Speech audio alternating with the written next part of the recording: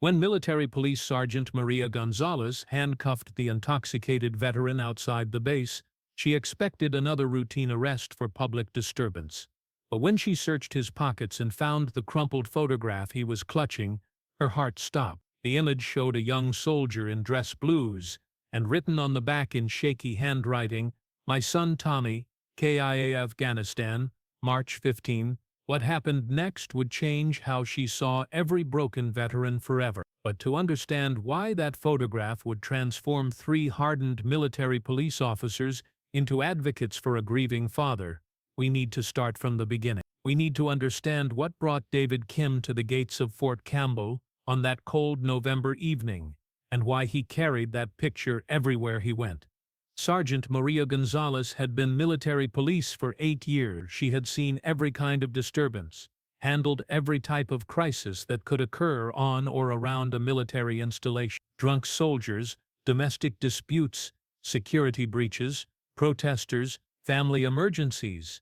She had dealt with them all with the professional competence that the Army demanded from its MP. But nothing in her training had prepared her for dealing with the growing number of broken veterans who showed up at the gates of Fort Campbell, seeking something they couldn't quite name.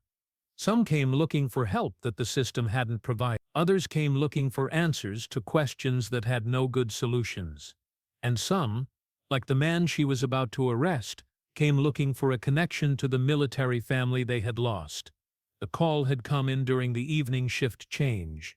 Disturbance at the main gate. Elderly civilian appears intoxicated, refusing to leave the area.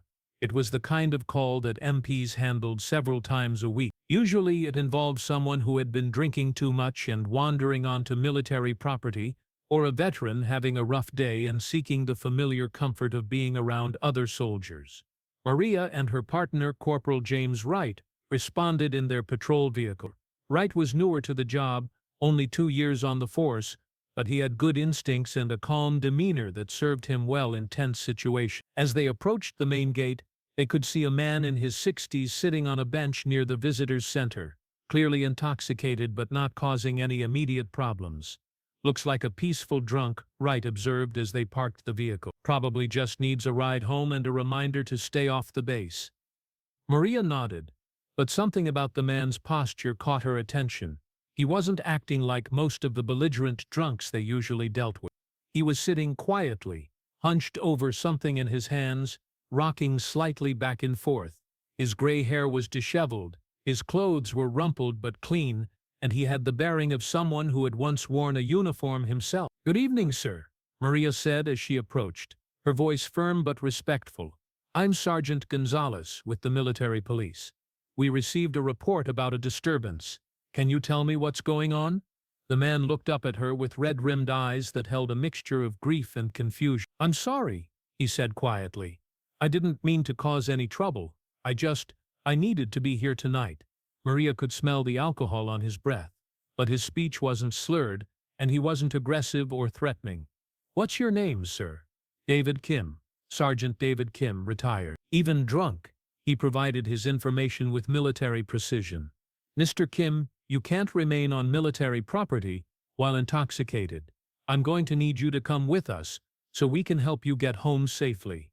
David looked down at his hands again, clutching whatever he was holding. "I know, I'm sorry. Today is hard."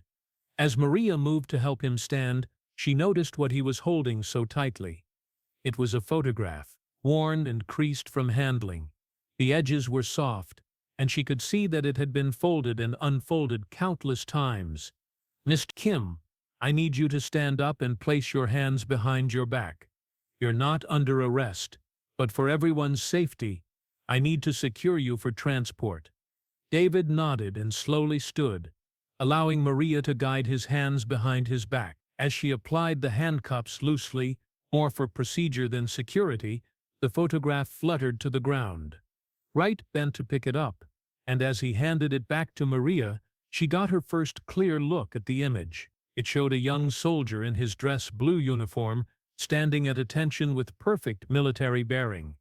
The young man couldn't have been more than 22 or 23, with David's eyes and a proud smile that spoke of someone who believed in his mission and his country. Maria turned the photograph over, and that's when she saw the handwriting on the back.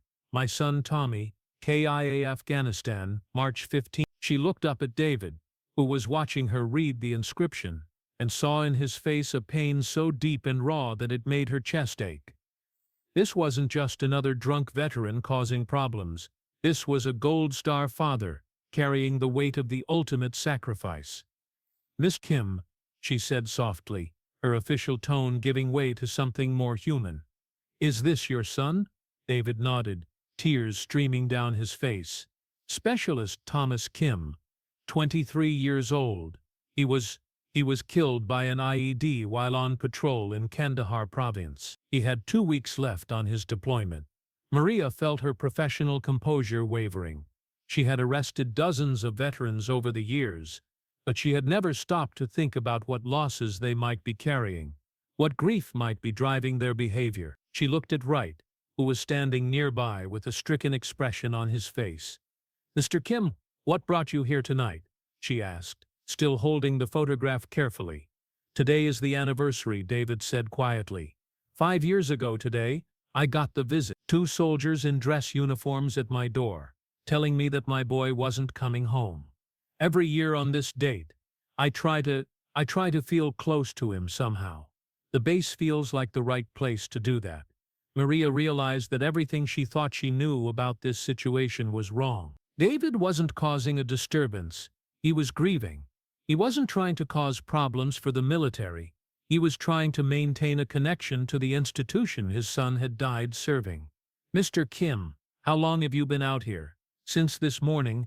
I drive down from Nashville. I've been sitting here, talking to Tommy's picture, telling him about his mother, about how proud we are of him." David's voice broke. "I know it sounds crazy. It doesn't sound crazy at all," Maria said, and she meant it. "Mr. Kim, you mentioned that you're retired military. What was your service?" 22 years Army infantry. Did 3 tours in Iraq, 2 in Afghanistan. Got out in 20. David straightened slightly as he talked about his service, muscle memory pulling his shoulders back, despite his emotional state. Maria processed this information quickly. David Kim was a veteran with over 2 decades of honorable service, who had lost his son in the same war he had fought in. He wasn't a troublemaker. He was a broken father seeking comfort in the only place that understood his loss. "Right," she said quietly to her partner. "Call this in. Tell them we're going to be delayed." Wright nodded and stepped away to make the radio call. Maria uncuffed David and guided him back to the bench. "Mr. Kim, tell me about Tommy." For the next hour, David Kim told Maria Gonzalez about his son. Tommy had joined the Army right out of high school, inspired by his father's service and determined to make a difference in the world. He had been a model soldier, disciplined, brave, respected by his peers and superiors alike. He wrote letters home every week, talking about his squad, his mission, his plans for when he got back. He wanted to be a teacher, David said, staring at the photograph. He was going to use the GI Bill to get his degree and teach high school history. He said kids needed to understand what service means, what sacrifice looks like. Maria found herself fighting back tears as David shared stories about his son's childhood, his decision to enlist, his pride in wearing the uniform. This wasn't just a drunk veteran anymore. This was a father sharing memories of a son who had died serving his country. "Mr. Kim, can I ask what happened on the day he was killed?" David was quiet for a long moment. Tommy's squad was on a routine patrol in a village outside Kandahar. They were checking on a school that had been rebuilt with American assistance, making sure the kids were safe. An IED had been planted along their route back to base. He paused, collecting himself. Tommy was the squad leader that day. When the device detonated, he threw himself on top of 2 younger soldiers to protect them from the blast. He saved their lives. The weight of this revelation settled over Maria like a heavy blanket. Tommy Kim hadn't just died in service to his country. He had died saving the lives of other soldiers, following in the footsteps of heroes throughout military history, who had chosen to protect their brothers in arms at the cost of their own lives. Did he receive any posthumous recognition for his actions? Silver Star, David said with quiet pride. The Army said he displayed conspicuous gallantry and intrepidity in action. But you know what I remember most? The letters I got from the 2 soldiers he saved. They both wrote to tell me that Tommy talked about me all the time, that he was proud to serve like his father had served. As David spoke, Maria realized that she was witnessing something that went beyond simple grief. This was a father processing the complex emotions of pride and loss, honor and heartbreak. Tommy Kim had died as a hero, but David Kim was left to carry the burden of that heroism for the rest of his life. Wright returned from making his radio call, and Maria could see from his expression that he had been affected by what he had overheard of David's story. "Sergeant, what's our status?" Wright asked quietly. Maria looked at David, then at the photograph still in her hands, then back at her partner. "Wright, have you ever arrested a Gold Star father before?" "No, Sergeant. Neither have I, and I don't think I want to start tonight." Maria made a decision that would have significant consequences for her career, but which felt absolutely right in that moment. Instead of taking David Kim to the detention facility for processing, she was going to find another solution. "Mr. Kim, do you have somewhere to stay tonight? Someone we can call to pick you up? I have a hotel room in town. I can call a cab." "That's not going to work. You've been drinking, and I can't in good conscience let you leave here without knowing you're going to be safe." Maria thought for a moment. "Miss Kim, would you be willing to come with us to the base chapel? Chaplain Rodriguez is on duty tonight, and I think he might be someone you'd want to talk to." David looked surprised. "You're not arresting me? Miss Kim, you're a veteran with an honorable service record, and you're a Gold Star father. You came here seeking comfort on the anniversary of your son's death. As far as I'm concerned, you haven't committed any crime that needs arresting." The drive to the chapel was quiet. David sat in the back of the patrol car, still holding Tommy's photograph, while Maria and Wright processed what they had learned. When they arrived at the chapel, Chaplain Rodriguez was waiting for them. Chaplain Rodriguez was a soft-spoken man in his 50s who had served as a military chaplain for over 20 years. He had counseled hundreds of grieving families, had presided over memorial services for fallen soldiers, and had developed a deep understanding of the unique grief that military families experience. "Sergeant Gonzalez," he said as they approached, "you mentioned on the phone that you have someone who needs to talk." Maria introduced David to the chaplain, explaining briefly about Tommy and the anniversary of his death. Chaplain Rodriguez listened with the patience and compassion that had made him one of the most respected chaplains on the base. "Mr. Kim," the chaplain said, "would you like to come inside? I'd be honored to hear about your son." David looked uncertainly at Maria. "What about Miss Kim? As far as I'm concerned, this matter is resolved. Chaplain Rodriguez will make sure you get back to your hotel safely when you're ready." As David and the chaplain walked toward the chapel, Maria and Wright stood by their patrol car, both of them quiet with their own thoughts. "Sergeant," Wright said finally, "can I ask you something?" "Sure. That wasn't standard procedure, was it?" Maria smiled sadly. "No, Wright. That wasn't standard procedure at all. But sometimes standard procedure isn't what a situation calls for. Are we going to get in trouble for this?" Maria considered the question. "Maybe. But you know what? I'd rather explain to my commanding officer why I showed compassion to a Gold Star father than explain why I arrested one." 3 hours later, Chaplain Rodriguez called to let them know that David Kim was safely back at his hotel. The chaplain had spent the evening listening to David's stories about Tommy, looking at photographs, and helping David process his grief in a healthy way. "Sergeant Gonzalez," the chaplain said, "I want to thank you for bringing Mr. Kim to me instead of processing him through the system. That man needed someone to listen to him, not someone to arrest him." Over the next several weeks, Maria found herself thinking often about David Kim and his son Tommy. She started paying closer attention to the veterans who showed up at the base, looking for something they couldn't quite articulate. She began to understand that many of them weren't causing problems. They were seeking connection, comfort, or simply a place where their service and sacrifice were understood. A month later, Maria received a letter in the mail. It was from David Kim, written on simple stationery with careful handwriting. "Dear Sergeant Gonzalez," it read, "I wanted to thank you for your kindness on the anniversary of my son's death. Your compassion during one of the darkest moments of my year meant more to me than you can know. You saw me not as a problem to be solved, but as a father grieving his son.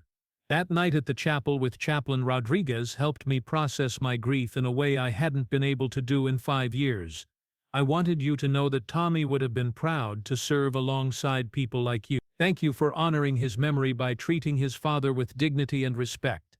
Maria kept that letter in her patrol car, and whenever she encountered a veteran who was struggling, she thought about David Kim and tried to see the person behind the problem. 6 months later, Maria was promoted to staff sergeant, and in her new role she began implementing training programs for military police on how to better interact with veterans in crisis. She worked with Chaplain Rodriguez to develop protocols that emphasized compassion and understanding rather than simple law enforcement.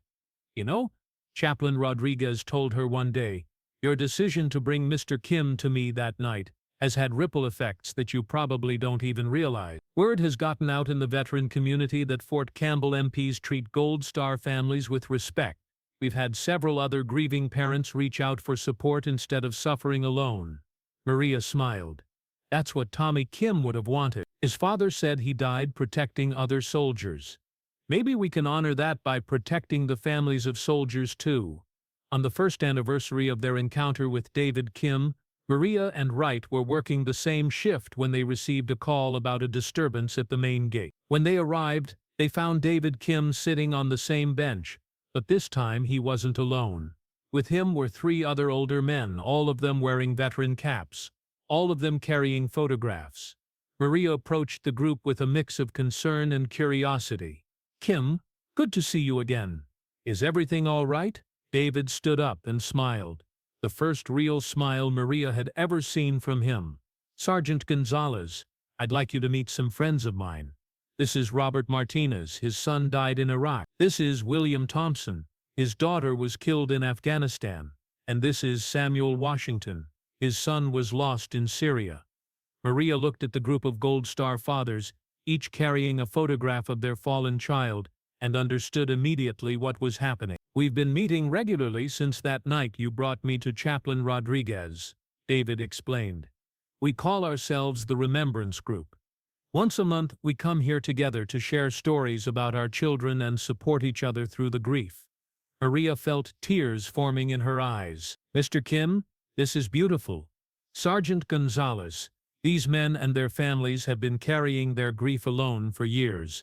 But being here on this base, surrounded by people who understand military service and sacrifice, it helps us remember that our children died as heroes and that their service mattered." Over the following months, the Remembrance Group grew. More Gold Star families learned about the monthly gatherings and began participating. Chaplain Rodriguez started providing formal grief counseling sessions, and the base commander officially recognized the group as a supported organization. Maria watched this transformation with amazement. The simple decision to show compassion instead of enforcing regulation had grown into a support network that was helping dozens of grieving families. Tommy Kim's sacrifice had inspired not just his father's healing, but the healing of an entire community of military families. 2 years later, Maria was invited to speak at a national conference on military family support. She told the story of David Kim and his son Tommy, and how one photograph had changed her understanding of what it means to serve military families. "When I became a military police officer," she said to the audience of chaplains, social workers, and military leaders, "I thought my job was to enforce regulations and maintain order. But I learned that sometimes our most important duty is to see the person behind the problem, to understand the story behind the situation." She held up a copy of Tommy's photograph, which David had given her. This young man died protecting his fellow soldier. His father spent years carrying the weight of that sacrifice alone. But when we took the time to listen, to understand, to show compassion instead of simply following procedure, we discovered that healing was possible. Maria concluded her speech with words that had become her personal philosophy. "Every veteran has a story. Every Gold Star family carries a burden. Our job isn't just to maintain order. It's to honor the sacrifices that make our freedom possible. Sometimes that means enforcing the rules, But sometimes it means understanding when compassion is more important than regulation. Today, the Remembrance Group meets monthly at Fort Campbell, providing support and community for Gold Star families throughout the region. David Kim serves as the group's coordinator, and Tommy's photograph sits in a place of honor in the base chapel, alongside photographs of other fallen heroes, whose families have found healing through the program. Maria Gonzalez is now a sergeant major, and her approach to veteran crisis intervention has been adopted by military police units across the Army. She keeps David's letter in her office, and whenever a young MP asks her about dealing with difficult situations involving veterans, she tells them the story of a Gold Star father who just needed someone to see his grief instead of his intoxication. The crumpled photograph that started it all is now preserved in a frame in the chapel, a reminder that sometimes the most powerful weapon we have in serving our military families is simple human compassion. Tommy Kim died protecting his fellow soldiers, but his memory continues to protect and heal the families of those who serve. Because sometimes the greatest honor we can give to our fallen heroes is to care for the parents they left behind. This story is dedicated to every Gold Star family who has lost a child in service to our country, to every military police officer who chooses compassion over regulation, and to every fallen hero whose sacrifice continues to inspire acts of kindness and understanding long after they're gone.